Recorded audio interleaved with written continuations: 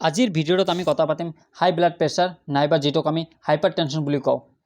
মই আজি এই ভিডিঅ'টোত আপোনালোকক কিছুমান সাধাৰণ মেথডৰ বিষয়ে ক'ম যিটোৰ সহায়ত আপোনালোকৰ হাই ব্লাড প্ৰেছাৰ লেভেলটো নৰ্মেল ৰেঞ্জলৈ আনিব পাৰে আপোনালোকে। হাই ব্লাড প্ৰেছাৰ লেভেল যেটো আছে নৰ্মেললৈ আনিবলৈ যিবিলাক পদ্ধতিৰ আমি এতিয়া কথা পাতিম সেই পদ্ধতিবিলাক বহুত দিনৰ পৰাই চলি আছে। যদি আপুনি এই পদ্ধতিবিলাক ব্যৱহাৰ কৰে তেনেহলে আপোনাৰ হাই ব্লাড প্ৰেছাৰ লেভেলটো কমি আহিব আৰু নৰ্মেল হৈ যাব আৰু আপুনি সোনকালেই অতি শীঘ্ৰেই আপুনি সুস্থ হৈ উঠিব। ইয়াত প্ৰথমে পেশেন্টৰ ব্লাড প্ৰেছাৰটো চেক কৰিব লাগিব। ইয়াত আমি প্ৰথমে জানি লওঁ ব্লাড প্ৰেছাৰ বা বিপি কি। আমাৰ শৰীৰত কিছুমান ৰক্ত নলিকা থাকে যিবোৰ সহায়ত আমি ৰক্তবিলাক এঠাইৰ পৰা আন ঠাইলৈ লৈ যাওঁ। ছবিত দিয়া ধৰণে এনেকৈ ৰক্তবিলাক এঠাইৰ পৰা আন ঠাইলৈ যায় আৰু ৰক্তনলিকাবোৰত এটা চাপৰ সৃষ্টি কৰে যেটোক আমি ব্লাড প্ৰেছাৰ বুলি কওঁ। এই ব্লাড প্ৰেছাৰটোৰ এটা নৰ্মেল ভ্যালু থাকে বা ৰেঞ্জ থাকে। কেতিয়াবা এইটো বাঢ়ি বা কমি গ'লে আমাৰ শৰীৰত কিছুমান প্ৰব্লেমৰ দেখা দিয়ে। এই ব্লাড প্ৰেছাৰটো দুই ধৰণৰ হয়। এটা হ'ল সিস্টলিক যেটো ওপৰৰ নাম্বাৰ আৰু এটা হ'ল ডায়াস্টলিক যেটো নিচৰ নাম্বাৰ। এতিয়া আমি কথা পাতিম নৰ্মেল ব্লাড প্ৰেছাৰ।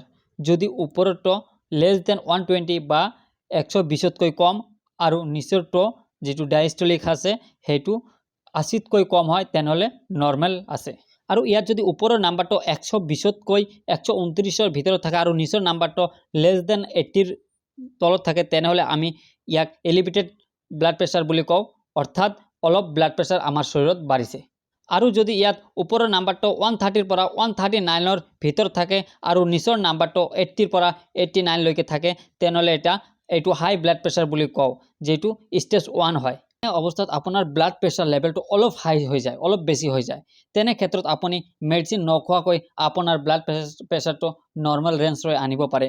কাৰণ ইয়াৰ কাৰণে আপোনাৰ অলপ লাইফ ষ্টাইল চেঞ্জ কৰিব লাগিব। ইয়াৰ উপৰিও যদি কোনোবাইৰ ব্লাড প্ৰেছাৰ লেভেলটো ওপৰৰ নাম্বাৰটো 140 বা 140তকৈ ওপৰত হয় আৰু নিচৰটো 90 অৰ্থাৎ 90তকৈ ওপৰত হয় তেনেহলে এইটো হাই ব্লাড প্ৰেছাৰ হৈ যায়। হাই ব্লাড প্ৰেছাৰ এইটো স্টেজ 2 বুলি কোৱা হয়। আৰু শেষৰটো হ'ল হায়াৰ দেন 180 অৰ্থাৎ ওপৰৰ নাম্বাৰটো 180তকৈ ওপৰত আৰু নিচৰ নাম্বাৰটো হায়াৰ দেন 120 অৰ্থাৎ নিচৰ নাম্বাৰটো 120তকৈ ওপৰত হলে তেনে ক্ষেত্ৰত এইটো মেডিকেল ট্ৰিটমেন্ট ল'ব লাগিব। সোনকালে আপোনালোকৰ ঘৰত যদি এনেকুৱা পেশেন্ট থাকে তেনেহলে সোনকালে আপোনালোকে হস্পিটেল লৈ যাওক। এতিয়া আমি কথা পাতিম ব্লাড প্ৰেছাৰ কমাবলৈ আমি কি কৰিব লাগিব। ব্লাড প্ৰেছাৰ কমাবলৈ প্ৰথম পদ্ধতিটো হ'ল যেটো ফাৰ্ষ্ট পদ্ধতি বুলি কোৱা হয় এইটো হ'ল আমাৰ ভৰি দুখন অৰ্থাৎ ভৰিৰ পাতা দুখন গৰম পানীত ভিজাই ৰাখিব লাগিব অৰ্থাৎ ডুবাই ৰাখিব লাগিব আৰু গৰম পানীটো হ'ব লাগিব 45 ডিগ্ৰী সেলসিয়াছৰ। আৰু ইয়াৰ কাৰণে আপোনালোকৰ বহুত পৰিমাণৰ পানী ল'ব লাগিব।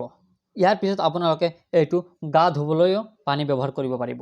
ইয়াৰ উপৰিও ফকাস অন দা ব্ৰেথ অৰ্থাৎ আপোনালোকৰ শ্বাস প্ৰশ্বাস লওঁতেও কনচেন্ট্ৰেশন কৰিব লাগিব। অলপ সময় আগতে আমাৰ ইয়াত এটা পেশেন্ট আহিছে যাৰ ব্লাড প্ৰেছাৰ আছিল 170/110। তো আমি এই পেশেন্টক এই পদ্ধতিৰে আমি 15 মিনিটৰ ভিতৰত কমাই আনিছো 20 পইণ্ট কমি আহিছে আৰু এতিয়া পেশেন্টৰ 150/190 ব্লাড প্ৰেছাৰ হৈছে। এইটো এটা ভাল পদ্ধতি। আপোনালোকে এই পদ্ধতিটো ঘৰত ব্যৱহাৰ কৰিব পাৰে। এই পদ্ধতিটো কৰিবলৈ আপোনালোকক এটা বাল্টি লাগিব আৰু গৰম পানী লাগিব।